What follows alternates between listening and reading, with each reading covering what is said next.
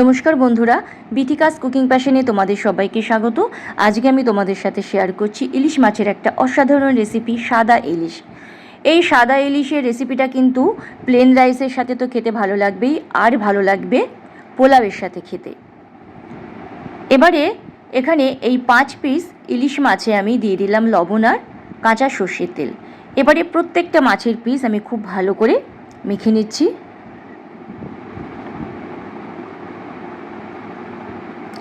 প্রত্যেকটা মাছের পিস খুব ভালো করে মেখে নেওয়া হয়ে গেছে। এবারে আমি এটা 10 মিনিট মতন রেখে দেব।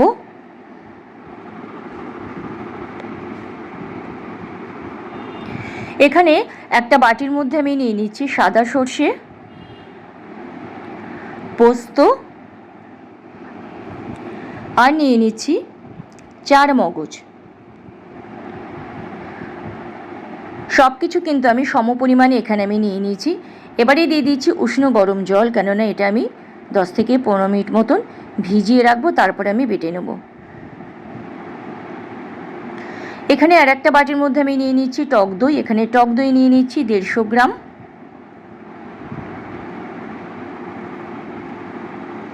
এবারে এই দইটাকে কিন্তু খুব ভালো করে ফেটিয়ে নিতে হবে।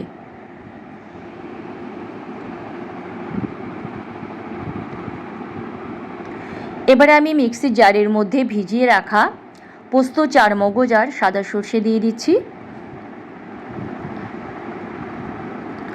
এবারে দিয়ে দিচ্ছি নারকেল গুঁড়ো।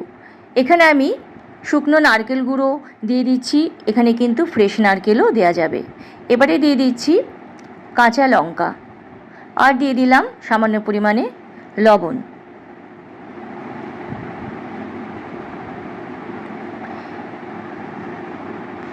এরকম একটা মিহি পেস্ট কিন্তু এখানে বানিয়ে নিতে হবে। এবারে টক দইয়ের মধ্যে এটা আমি দিয়ে দিলাম। এবারে সব কিছু খুব ভালো করে মিশিয়ে নিচ্ছি। এবারে এর মধ্যে দিয়ে দিচ্ছি কাশ্মীরি লঙ্কার গুঁড়ো,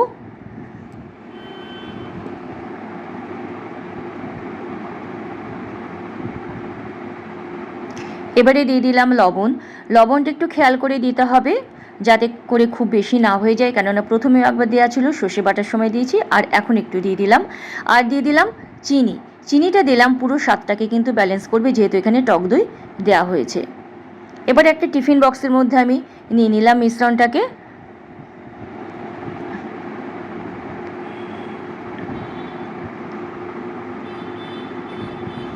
এবারে মাছের পিসগুলোকে এর মধ্যে দিয়ে দিচ্ছি।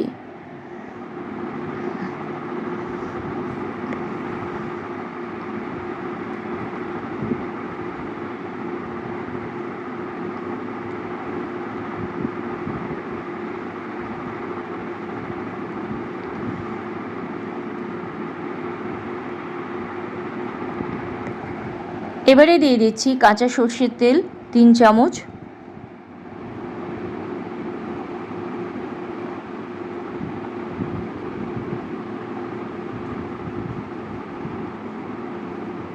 আর দিয়ে দিচ্ছি গোটা কত কাঁচা লঙ্কা।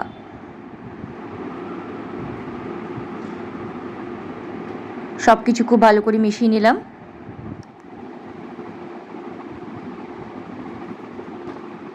এবারে বক্সের ঢাকাটা আমি দিয়ে দিলাম।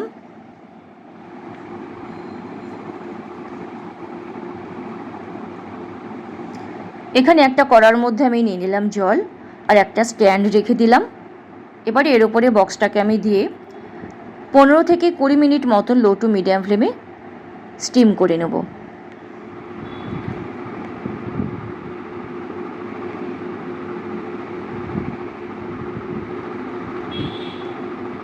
স্টিম করে নেওয়া হয়ে গেছে, বক্সটাও ঠান্ডা হয়ে গেছে। এবারে আমি ঢাকাটা খুললাম।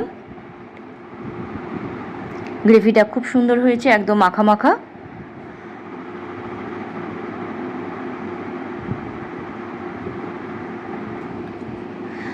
অনেক সময় কি হয়, স্টিম কিন্তু বেশি হয়ে গেলে মাছটা শক্ত হয়ে যায়, ওই জন্য আমি একটু চেক করে নিচ্ছি। মাছটা কিন্তু একদম খুব সুন্দর নরমই হয়েছে।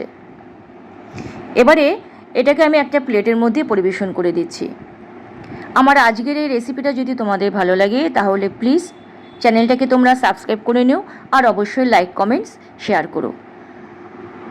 আর অবশ্যই পাশে থাকা বেল আইকনটা প্রেস করে দিও, তাহলে আমি যখন আমার চ্যানেলে কোনো নতুন রান্না দেব সবার আগে তোমাদের কাছে পৌঁছবে। সবাই খুব ভালো থেকো।